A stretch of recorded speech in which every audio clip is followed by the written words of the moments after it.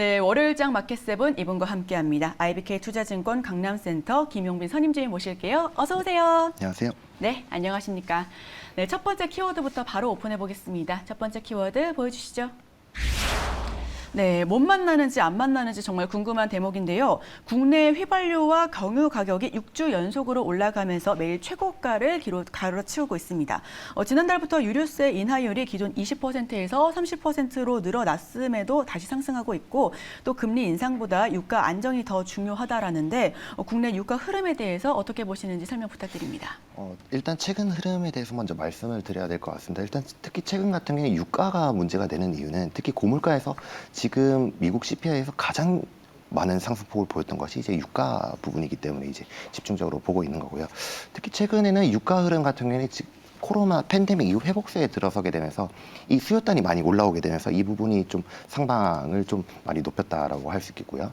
그리고 이제 공급단에서 이제 줄어드는 부분이 이제 러시아산 원유를 금수 조치를 하게 되면서 이제 하방 압력을 가졌다라고 볼 수 있겠습니다. 특히 또 그 미국 대륙 쪽에서는 계절적으로 이제 수요가 많이 늘어나는 부분이 있는데 특히 이 계절적으로 이동량이 많이 증가를 하는 부분 또한 이제 중동 국가에서는 특히 난방으로만 이제 에너지를 많이 쓸 거라고 생각을 하시는데 오히려 중동 국가에서는 냉방을 하기 위해서 발전하는 용도로 많이 쓰이고 있습니다. 이 부분 때문에 그 수요와 공급의 불균형이 찾아오게 되면서 지속적으로 좀 상승을 올라왔던 게 지금 최근에 현재 원인이라고 할 수 있겠습니다. 네, 지금 그럼 키워드를 조금 더 구체적으로 한번 살펴보겠습니다. 내달 사우디를 방문할 계획이었던 바이든 대통령, 사우디 왕자를 만나지 않겠다라고 공식 입장을 밝혔습니다. 국제 유가 전망은 어떻게 보실까요? 지금 특히 최근에 이제 단기간의 유가 흐름을 맞춘다는 건 상당히 어려운 부분입니다만 좀 단기간과 장기간을 이렇게 통틀어서 말씀드리자면 특히 최근 앞서서 말씀드렸다시피 지금 수요와 공급의 불균형이 있는 상태입니다. 그렇죠. 특히 코로나 팬데믹 이전 그리고 또 이제 아까 중동이라든지 미국의 계절적인 이슈 그리고 러시아의 원유 금수 조치 이런 부분을 해봤을 때 지금 수요와 공급에서 한 200만 배럴 정도 일평균 이 정도 좀 차이가 난다라고 보시면 될 것 같고요. 하지만 이제 이달 초 같은 경우는 오펙 플러스에서 지금 한 20만 배럴을 증산하기로 이제 합의를 했었습니다. 근데 이 부분이 200만 배럴에 대해서 20만 배럴이라고 하면 상당히 작은 수치라는 걸 알 수 있겠죠. 그리고 이 20만 배럴 증설한다고 했음에도 불구하고 이것이 실질적으로 반영될지 이 부분은 사실 좀 미지수라고 할 수 있겠고요. 그럼 전체적으로는 좀 하방 경직성을 계속적으로 가진 상태인데 좀 상승 압박만 있다라고 보실 수도 있지만 장기적으로 결론적으로 말씀드리자면 저는 좀 하방 쪽으로 많이 열려 있을 것 같다라고 생각을 하고 있습니다. 특히 단기적으로는 이제 상방의 압력만을 가진 요인들밖에 없는 상태인데 장기적으로 봤을 때 이 바이든 대통령이 지금 사우디 왕세자와 만난다 안 만난다라는 얘기가 상당히 많습니다. 특히 바이든 대통령은 안 만난다라고 했었고요. 백악관에서는 만난다라고 했었습니다. 이런 부분에서 좀 정치적인 그런 부분이 상당히 불확실성이 많긴 하지만 이 부분이 한 7월부터는 좀 많이 확정적으로 좀 내려질 것 같다. 그리고 사우디에서 계속적으로 포커싱을 하고 있는 이유는 사우디 같은 경우는 200만 배럴의 지금 부족량이 있다라고 했었잖아요. 이 부분은 사우디가 증산한다는 것만 해도 충분히 커버를 할 수 있는 부분이기 때문에 특히 지금 사우디가 키맨으로 역할을 하고 있기 때문에 이 부분은 좀 장기적으로 봤을 때는 좀 많이 완화될 부분이라고 생각하고 있습니다. 네, 장기적으로 봤을 때는 완화될 부분이다라는 말씀을 해주셨고요. 하방이 열릴 것 같다라는 그런 말씀까지도 해주셨는데 그렇다면 유가 관련해서 관련주로 꼽혔었던 S-오일 같은 경우도 그렇고 계속해서 끌고 가도 되는지 유가 관련적 흐름은 어떻게 보실까요? 물론 단기적으로 봤을 때는 좀 상방의 영향이 조금은 있을 수도 있겠지만 장기적으로 봤을 때는 이제 유가의 흐름이라는 것은 이제 좀 끝날 때가 되지 않았나 끝날 때가 됐다. 있습니다. 네, 유가 관련된 종목들 가지고 계신 분들 이 부분 참고하셔야겠습니다. 자, 그럼 저희 바로 이어서 두 번째 키워드 열어보겠습니다. 두 번째 키워드 보여주시죠. 네, 난 괜찮아로 통신주 이야기를 해볼 텐데요. 경기 방어주에 대한 관심이 지금 클 수밖에 없는 상황이잖아요. 경기 변동과는 무관하게 매출과 영업이익을 꾸준하게 낼 수 있기 때문으로 꼽혀지고 있는데 실제로 통신주를 대표하는 이통 3사의 주가는 코스피의 하락률보다 조금 양호한 등락률을 보여주고 있습니다. 통신주 2분기 전망은 어떻게 보실까요? 일단 2분기는 얼마 안 너무 남았기 짧죠? 때문에 제가 한 2022년 통틀어서 네네. 좀 하반기 말씀을 내내 모멘텀 드리겠습니다. 부탁드릴게요. 뭐 일단은 앞서 얘기했던 시장의 분위기가 계속적으로 좀 반영이 됐기 때문에 통신주가 좀 이렇게 그 긍정적으로 보였다라고 할 수 있겠고요. 이런 기조는 사실 7월까지도 계속적으로 시장 분위기는 될 거기 때문에 통신주 단에서도 7월까지는 좀 호조세로 좀 상승세로 좀 갈 확률이 높다라고 생각을 하고 있습니다. 특히 이 시장 대비 생각을 해봤을 때 경기 방어주라는 측면과 배당주 측면으로 본다면 상당히 이 지속적인 매력도가 보이는 부분이 있습니다. 또한 이 통신주는 다른 경기 방어주들 대비 더 원활한 좀 양호한 이런 그 요건들을 가지고 있는데요. 일단 전체적으로 통신 3사를 보았을 때 그 통신사들은 다른 전 세계 업체들 대비 훨씬 더 좋은 모습을 보일 것이다라고 하고 있고요.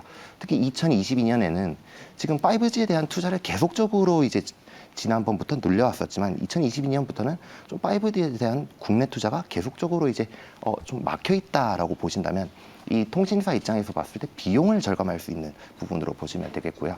그리고 또 마케팅 비용 또한 지금은 안정세에 들었기 때문에 이 부분도 이제 비용을 많이 줄일 수 있다라고 볼 수 있겠습니다. 하지만 그럼 이익단에서는 지금 가입자 수가 계속적으로 늘고 있단 말이에요. 그렇죠. 이런 부분에서 봤을 때 비용은 줄고 이익은 계속적으로 늘어나면 지금 시장의 침체 이런 분위기도 좀 우려되는 부분인데 오히려 이익이 꺾이지 않을 것이다라는 부분으로 봤을 때 상당히 좀 매력적으로 볼 수 있겠습니다. 네, 통신주 상당히 매력적으로 볼 수 있다라는 관점을 제시해 주셨는데요. 하지만 통신주 내에서도 희비가 엇갈리고 있다라는 그런 분석입니다. KT가 가장 선방을 하고 있고요. 다만 SK텔레콤 같은 경우에는 조금 부진한 흐름을 연출하고 있다라고 하는데 두 종목의 주가 희비는 왜 이렇게 엇갈리고 있는 걸까요? 특히 KT와 SKT를 조금 비교를 많이 할 수밖에 없을 것 같습니다. 지금 최근에 주가 흐름이 좀 상반된 모습을 보이고 있기 때문인데요. 특히 KT 같은 경우에서 더 양호한 수익률을 보내는 이유는 여러 가지가 있습니다. 특히 첫 번째로는 최근 KT 같은 경우에 데이터 센터에 대한 확장 속도가 엄청나게 빠릅니다. 이전부터 이제 그 LG U+라든지 SKT를 합한 부분에 한 2배 정도 이상을 데이터 센터에 좀 많이 투자를 하고 있고요. 그렇기 때문에 비통신 사업 분야로서의 투자 부분이 확실히 세다. 또한 SKT 같은 경우에 그 SK 스퀘어랑 이제 분할을 했기 때문에 이 부분에 있어서 봤을 때 KT는 같이 통신과 비통신을 같이 좀 아우를 수 있는 종목이라 보이고요. 또한 SKT 같은 경우에는 지금 그 국가기관 산업 같은 경우에는 이제 그 외국인 지분율이 49%를 못 넘잖아요. 이 부분에 거의 한도치에 다 달해 있는 상태입니다. 그런 부분을 봤을 때 KT라든지 예를 들어서 LG U+ 같은 경우에는 외인들이 조금 더 통신주를 사고 싶은데 라고 했을 때 수급적으로 훨씬 더 많이 들어올 수 있는 부분이 있는 거고 SKT 같은 경우에는 그 한도가 거의 최대치에 도달했기 때문에 제한적이다. 수급상으로는 조금 불안한 모습을 보일 수밖에 없다라는 모습입니다. 그래서 저 개인적으로 좀 봤을 때도 KT 같은 종목은 지금 4만 원까지도 단기적으로 좀 볼 수 있지 않을까라고 좀 생각을 하고 있습니다. 네, KT 지금 36,000선에서 거래되고 있는데 4만까지 터치할 수 있다라는 그런 전망을 제시해 주셨습니다. 저희도 함께 지켜봐 볼게요. 저희 마지막 키워드 한번 오픈해 보겠습니다. 마지막 키워드 보여주시죠. 네, 비트코인 이제는 주식시장 흐름을 볼 때 가상자산도 꼭 확인해 봐야 된다라고 하죠. 비트코인 가격이 2022년 12월 이후, 2020년 12월 이후 최저치를 터치하고 있다라고 하는데요. 코인 가격 하락이 우리 국내 증시에 미친 영향에 대해서 설명 부탁드릴게요. 지금 작년의 코인 시장과 지금 현재의 코인 시장은 좀 상반된 모습을 보이고 있습니다. 특히 작년에 이제 그 비트코인이라든지 암호화폐 쪽 시장을 봤을 때는 좀 디커플링이라는 얘기를 많이 했습니다. 이쪽 수급이 저쪽으로 가고 저쪽 수급이 이쪽으로 가고 이런 좀 상반되는 모습을 지속적으로 보여왔었는데요. 최근에는 오히려 같이 간다, 커플링이다라고 볼 수 있겠습니다. 이런 커플링에 대한 이유는 특히 그 가상화폐라는 부분에서 봤을 때 가상화폐는 특히 그 유동성이 가장 수혜를 많은 받은 자산이 가상화폐겠죠. 그런 부분에서 지금 유동성 랠리가 끝나는 시점에서 그 같이 이제 가상화폐라든지 주식시장과 같이 동일한 모습을 보여주고 있다라고 생각을 하고 있고요. 특히 근데 가상화폐에 대해서 조금 우려되는 부분은 지난번 그 테라라는 사태가 너무 사태로 컸죠. 인해서 좀 그 주식시장에 파생된 이런 영향을 끼치지 않을까. 특히 또 어떤 그 다른 테라와 비슷한 코인 중에서는 그 스테이블 코인 중에서는 그 미국채를 매입하는 이런 부분이 있는데 이런 부분이 좀 파생적인 성격에서 시장을 좀 와해할 수 있는 부분이 있을 수도 있겠다. 이런 부분에서 조금 조심스럽게 보고 있는 부분도 있고요.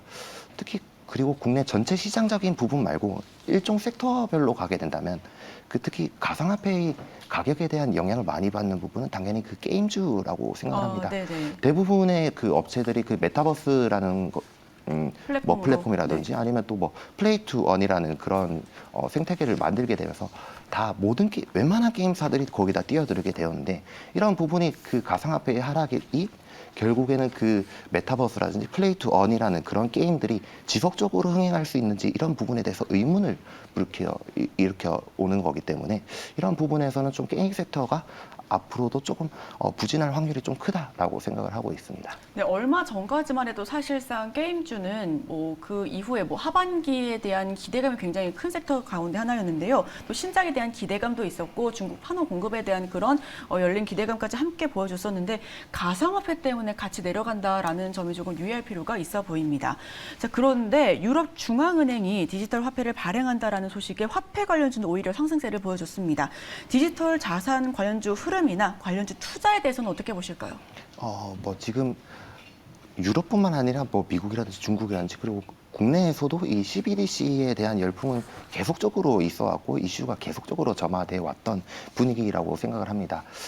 특히 국내 CBDC 같은 경우에는 대부분의 이제 금융회사들을 상대로 뭐 솔루션이라든지 아니면 기기라든지 이런 부분을 영위를 하고 있기 때문에 사실 뭐 미국의 그 CBDC 추진이라든지 아니면 유럽이라든지 또한 뭐 중국이라든지 이런 부분에서 같이 가지는 않는 모습을 보이고 있습니다. 그렇기 때문에 이제 그 국내 그 한국은행이 CBDC에 대해서 어떻게 해나가고 있는지 이런 방향에 대해서 좀 초점을 둬야 될 것 같은데요. 특히 일단은 국내에 대해서는 지금 이거는 조금 뭐 개인적인 생각이지만 국내에 네. 대해서는 조금 좀 부진한 느낌이 있다. 추진을 하고 있는 것이 좀 부진해지고 있다는 것으로 저는 좀 보여지는데 특히 최근 뭐 지난달 같은 경우에는 뭐 2차 모의 그 CBDC라든지 이런 부분에 대해서 지속적으로 추진을 해왔었지만 결론적으로는 조금 많이 부진한 느낌을 보이고 있습니다. 그렇기 때문에 이 CBDC라는 그런 테마가 다시 오기까지는 좀 상당한 시간이 걸릴 것 같기 때문에 아직 국내에서는 조금 꺼려진다라고 좀 볼 수 있겠습니다. 네, 조금 꺼려진다라는 말씀을 해주셨는데 방금 저희 스탁 보니까요. 가상화폐 관련주 줄 하락을 연출하고 있더라고요. 그런데 앞으로 계속해서 모멘텀을 지켜봤을 때 뭐 메타버스라든지 게임이라든지 혹은 조금 더 크게 봤을 땐 엔터까지로 좀 확장을 하고 있는 그런 분위기지 않습니까? 지금 저가 매수세 유입될 수 있지 않을까요? 이것이 저가 매수세라는 부분으로 유입이 될 수도 있다라고 생각을 하지만 사실 그 지난번 작년 이맘때쯤이죠. 그 메타버스랑 이제 그 가상화폐 관련주들로 사실 그 많은 주가 상승을 불러왔었는데 네네, 이 겹색도로 많이 올랐죠. 상승폭에 대한 부분으로 봤을 때는 사실 그 아직은 좀 더 빠질 수도 있겠다라는 좀 생각을 하고 있습니다. 이런 부분에 대해서는 우리가 함께 지켜봐야 할 것 같습니다. 저희 마지막 질문 드릴 텐데요. 이제 한 주의 시작인 월요일 아닙니까? 이번 주 증시 모멘텀, 이 경기 침체 우려감과 혹은 우리 국내로 따지자면 새 정부 정책 기대감에 대한 모멘텀 어디에 조금 더 영향을 많이 받을까요? 이 부분은 지난주 좀 시장을 보면은 좀 어느 정도 감이 오실 거라고 생각을 하는데요. 특히 지난주 시장에는 증시에 되게 긍정적인 그런 영향을 줄 수 있는 정책들이 많이 발표가 됐었습니다. 특히 이제 세제 관련 정책이 대부분이 좀 많이 있었는데요. 뭐 그 법인세 인하라든지 아니면 또 감세라든지. 양도세 완화 부분, 또 주식거래세 이제 인하 부분 이런 부분은 사실 그 기업의 이익이라든지 주식거래 활성화에 대해서 상당히 긍정적인 요인으로 저는 체크를 했었습니다만 특히 이 글로벌 증시에 대해서 오히려 더 이끌려 다니는 모습이다라고 볼 수 있겠습니다. 그래서 전체적인 시장 분위기는 오히려 정책보다는 글로벌 증시 방향성에 대해서 좀 짚고 넘어가야 될 부분인 것 같고요. 근데 일부 섹터로 좀 진입을 보게 된다면 이런 부분에서 조금은 좀 공략적인 그런 포인트들은 볼 수 있겠다라고 할 수 있겠습니다. 특히 이번 주는 그 수요일과 화요일쯤 이제 그 원전 관련 이슈들이 좀 상당히 있기 때문에 이런 부분에서 원전을 좀 단기적으로 좀 매매를 해봐도 괜찮겠다라고 생각을 하고 있고요. 그리고 또 원전주들은 계속해서 좀 보자면은 사실 그 순환매가 워낙 강합니다. 사실 계속적으로 고점을 갱신하면서 순환매를 하는 것이 아니라 일부 계속적으로 테마가 돌게 되면서 이제 그 순환매를 좀 형성하고 있는 분위기이기 때문에 이런 쪽에서 좀 낙폭이 있다라는 원전주들을 조금씩 담아갔으면 좋겠습니다. 네, 현재 원전 관련된 종목들 낙폭 과대주 위주로 살펴보시면 좋을 것 같고요. 월요일장 마켓 세븐은 여기서 마치도록 하겠습니다. 지금까지 김용빈 선임진과 함께했습니다. 오늘 말씀 고맙습니다.